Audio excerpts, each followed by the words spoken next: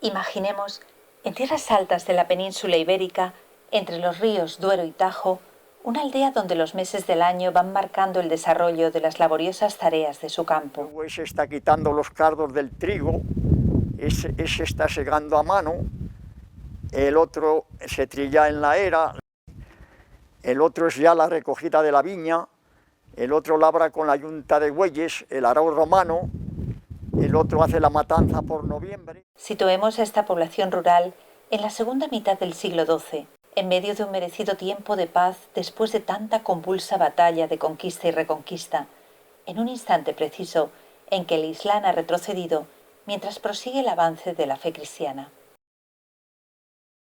Para encontrar la expresión de tanta espiritualidad, hemos de dirigirnos hasta el núcleo mismo del lugar imaginado. Aquí aún podemos escuchar los ecos del trabajo que realizan, bajo las órdenes del maestro constructor, canteros, picapedreros, escultores, carpinteros.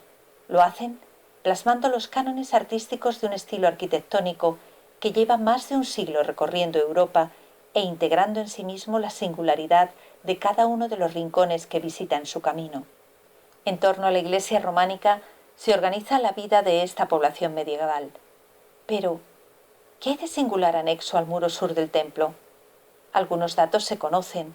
Se trata de una capilla funeraria mandada construir por un caballero, de apellido San Galindo, perteneciente sin duda a alguna orden de caballería de las creadas en la época, quien deseó que esta construcción fuera su panteón. Encontrar la tumba del caballero San Galindo puede ser uno de los motivos que impulse al visitante a adentrarse en la capilla. Lo que este visitante desconoce es que en el camino se verá inmerso en los misterios del universo, descubrirá una tierra desconocida repleta de animales fantásticos. En definitiva, contemplará el intento de plasmar y prolongar en la arquitectura de este edificio, mediante símbolos, la obra creadora del mundo tal y como fue concebida por su hacedor.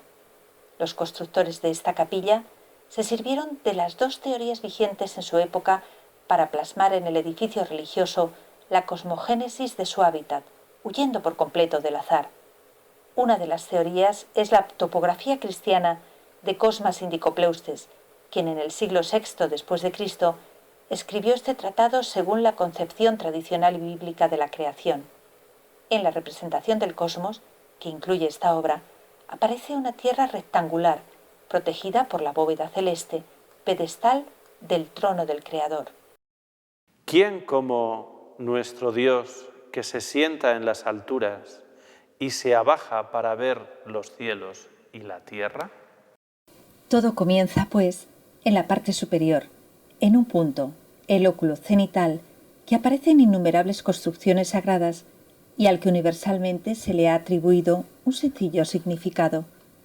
Pues aquí tenemos esa mirilla y Dios se asoma en vez en cuando, aunque nos parezca mentira. Desde esta abertura cenital, paso hacia el más allá, se proyecta la bóveda celeste en forma circular o cilíndrica, representando el firmamento, el cielo que observamos desde la tierra. Tampoco es patrimonio único de la capilla de San Galindo, ni sólo de la arquitectura románica, ya que este concepto es herencia compartida por las más diversas civilizaciones en sus creencias religiosas. Antes de proseguir nuestro itinerario, descubrimos cómo los constructores de la capilla de San Galindo fueron fieles a la representación del cosmos según la topografía cristiana de Cosmas Indicopleustes, con la inclusión de dos esferas en el centro de los arcos que conforman la bóveda. Una, la del arco este, está llena, la otra, en el arco oeste, en cambio, vacía. Ambas representan al astro solar, la primera en su plenitud luminosa cuando amanece, la segunda en su vaciamiento de luz cuando se pone. Siguiendo nuestro camino, llegamos a la cornisa, frontera entre cielo y tierra. Precisamente en este último espacio encontramos las columnas que desde la antigüedad se creían sujetaban el firmamento. Estas, desprovistas de funcionalidad propia, pues en realidad no sujetan la bóveda, representan lo que se ha denominado los pilares de la tierra, los cuatro vientos, las cuatro esquinas del mundo, en definitiva, los 4 puntos cardinales. La simbología de la concepción tradicional y bíblica de la cosmogénesis, según la obra de Cosmas Indicopleustes, se representó en la nave románica de la capilla de San Galindo, siendo su recorrido vertical, de arriba a abajo. Sin embargo, sus constructores no se conformaron con esto y proyectaron, recurriendo a la segunda teoría de la época, un nuevo eje, esta vez longitudinal, que representara la concepción más moderna y empírica del universo, conocida hasta ese momento. Para ello, se basaron en la cosmografía que revelan los mapamundis conocidos como OT, O porque la Tierra redonda recordaba la 15ª letra del alfabeto latino, y T por la forma que adquiría la representación del Mediterráneo. Probablemente, en nuestro caso, se recurrió al comentario al Apocalipsis del Beato del Burgo de Osma del año 1086. En él, la Tierra es representada redonda, pues así era su sombra cuando los filósofos griegos estudiaban los eclipses. Este conocimiento fue recogido por San Isidoro de Sevilla, entre otros para Occidente, en sus fabulosas Etimologías, la gran enciclopedia del medioevo. La Tierra quedaba configurada en dos partes: la conocida hasta entonces, es decir, los pueblos en torno al Mediterráneo con forma de T, en su parte central, y a su derecha la Tierra desconocida, lugar habitado por seres fantásticos, por donde nace el Sol. El simbolismo de esta nueva concepción cosmogénica sugiere la nave como representación de la Tierra conocida y el presbiterio como el lugar reservado para Dios. Siguiendo la estructura universalmente aceptada, Tierra con su forma cuadrada y el cielo circular. Para pasar de un lado a otro, era necesario atravesar la Tierra desconocida como nos muestra el mapa mundi OT del Burgo de Osma, una especie de frontera llena de animales fantásticos que en la capilla de San Galindo han sido representados en los capiteles del arco triunfal que divide la nave del presbiterio. En ambos capiteles aparece una figuración animada fantástica que nos revela el paso hacia lo ignoto, hacia lo desconocido.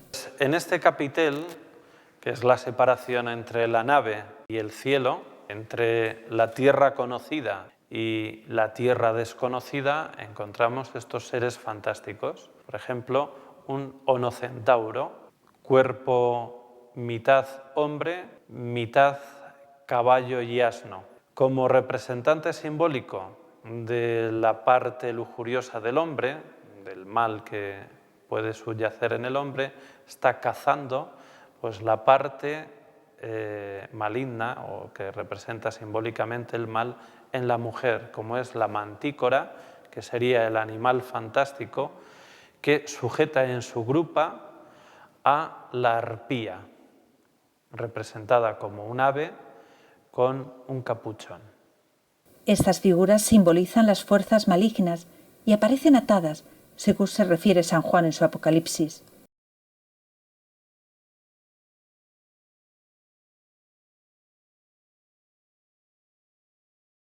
No son estas las únicas criaturas atadas por un milenio. En el capitel opuesto encontramos una pareja de grifos afrontados. El grifo, pues también cuerpo de león, cabeza de águila, alas también de águila.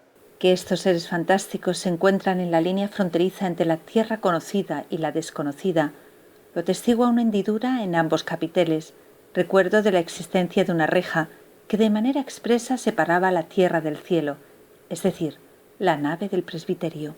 Al cruzar el umbral de lo desconocido, representado por el arco triunfal y sus capiteles animados, nos adentramos en el presbiterio, lugar del cielo, reservado para aquellos que retornarán al paraíso. Por ello no es casual que la tumba arcosolio del caballero San Galindo haya sido ubicada en este preciso lugar. El paso del cuadrado, la nave, al círculo, el presbiterio, expresan la simbología románica, la aspiración humana por trascender esta tierra mortal. Como el culmen de esta aspiración, encontramos al final de nuestro recorrido de nuevo el óculo cenital, cuya simbología resume perfectamente en esta ocasión la historia de la salvación judeocristiana. Dios promete la salvación a su pueblo a través de su elegido, que es el rey David. Y esa estrella de David es la que en su centro hexagonal nos ayuda a tener la cruz patada, porque el hijo, el heredero de David, sería el Mesías, Cristo en la cruz. La cruz patada fue adoptada como símbolo por las órdenes militares religiosas fundadas en Jerusalén. A una de estas, probablemente, perteneció el caballero San Galindo, quien tras costear su capilla funeraria fundó un hospital en Campisábalos y otro en Atienza, para atender a los más desfavorecidos. De ahí que con el transcurso del tiempo se fomentara su fama de santidad. En el exterior de la capilla de San Galindo observamos que la simbología prosigue su función. Precisamente, en la parte externa del muro sur del presbiterio, se halla el friso escultórico más reconocido de esta construcción, el mensario, que servía para informar a los lugareños del transcurso del año según la representación de sus actividades agrícolas. Es curioso notar que la secuencia de estas tareas, que a su vez representan los meses del año, comienza de derecha a izquierda, como en la escritura de las lenguas semitas. También los canecillos de la cornisa esconden una simbología, símbolos, algunos de ellos, del pecado y las fuerzas del mal, perros o leones de la ira, liebre o conejo de la concupiscencia, serpiente de la maledicencia. Por ello, en el ábside de la iglesia adjunta encontramos pastores que intentan darles muertes con sus callados. Al mismo tiempo, hallamos elementos de la vida cotidiana y lúdica como juglares y músicos. Por último, en la esquina noroeste de la capilla de San Galindo, un canecillo ha sido esculpido con un rostro trifonte que representa a Satanás bajo el aspecto del Baphomet medieval. Estos símbolos del mal están atrapados bajo el peso que soportan, así que no pueden escapar para molestarnos, pero quizá si quieran advertirnos de lo que debemos evitar. Elementos simbólicos, en definitiva, repletos de significado que bien pudieran llevar al visitante de la capilla de San Galindo a compartir la reflexión del escritor italiano Pitti Grilli.